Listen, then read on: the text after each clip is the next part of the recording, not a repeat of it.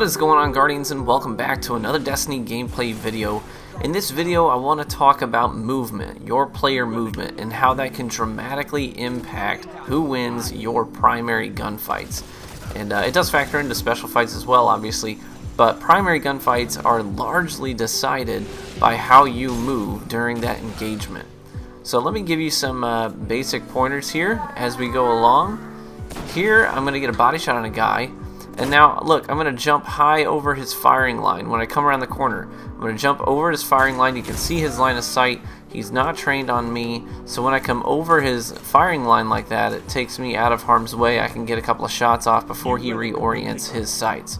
So make sure that when you pursue an opponent, if you've got him primed, don't just come around exactly where they expect you to be, because that's a great way of getting yourself killed. So slide or jump. And so that was a jump. Here I'll show you a slide. I'm going to get a revive. I'm clawing the revive. I prime the guy, slide around the corner, and finish him off. But here's the key when you're making these pursuits. Let me show you this. Now, I've broken line of sight. Never do the slide or the jump when they can see you. You always want to do it after you've broken line of sight, because that's where the deception comes in. If they see you do the animation, obviously it's not going to help you in any way, shape, or form. So once you break that line of sight, that's when you want to make your move. Be it high or be it low, or be it a shade step, whatever it may be. I waved at this guy because I recognize him. He's one of the Safe Gamers admins I used to play with. But anyways, here's the same thing. I'm going to jump high after I get him primed, high over his firing line. Now look at his line of sight. He's not trained on me. I can get a couple of shots off, finish him off with a melee if I need to. But that's how you win fights. That's a huge factor in winning primary gunfights. Here, I saw the guy on the radar. It jumped around the pillar, and so when we first engage in open combat, I'm above his firing line, and he has to reorient his sights. So movement is a huge factor in winning these gunfights. Sometimes it comes down to pursuing an opponent when they've run around cover after you've got them primed. Sometimes it factors into when you make your initial approach on a guy, whether he's primed or not, if you just see him on the radar. And so that really is honestly how I win a lot of gunfights. And you can do this on any character. Right now, this gameplay is on my Hunter. I like just the controlled jump that you get on the Blade Dancer, and that's what I'm using here. I like having increased control. A lot of guys will use the Bones of Ao with increased control to really help you juke out opponents, and it just kind of adds another dynamic into your gunfights. But you really just have to be conscious and aware of that ability and use it to its full potential. But any subclass can do this. Glide is actually great for having midair control. You kind of glide a little bit more slowly and in a maybe a little bit more of a fluid manner. When you do the double jump, you kind of bouncing around, so maybe a little bit tougher to orient your sights. But with the glide ability, you just kind of slowly glide, and your accuracy is better because of it. So anyways, lift, obviously with the Titan, most people are going to be Titan skating. You're going to have all kinds of aerial control. So any subclass can do this. No matter what you're playing, you can use your vertical space very, very well. I know it's always been one of my things, but let that dictate how you make approaches. Let that dictate how you pursue people. I'm going to jump around this corner here as I pursue this guy.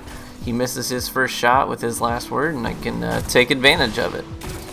So maybe that's the one thing that could take your gameplay to the next level. Maybe that's where you're at right now. Your gunplay is decent, your decision making is decent, but adding in that extra factor of having good player movement that's deceptive, that could be the ticket that's going to take your gameplay up to the next level so that you can compete at a higher caliber more consistently. And look, these guys are making high approaches, but it's not necessarily just jumping. You have to do it at the right times. You can't do it in such a way that's going to expose you to your flank if there are other enemies around. Movement is jumping over an enemy's firing line is a fantastic move in a 1v1 scenario. But when there are enemies on your flank, you got to have the presence of mind on your radar to be able to make a good decision about when that's not the right time. I'm going to jump over this wall here because I know that he's the only guy over on this side. My flank is covered. There's a guy on my 6, but I'm not going to expose myself to him. Now I'm going to use my movement just to get the heck out of there. I saw 2 enemies on my radar, and being in between 2 opponents is the last place you want to be. You want to have your back to some open areas so you can run.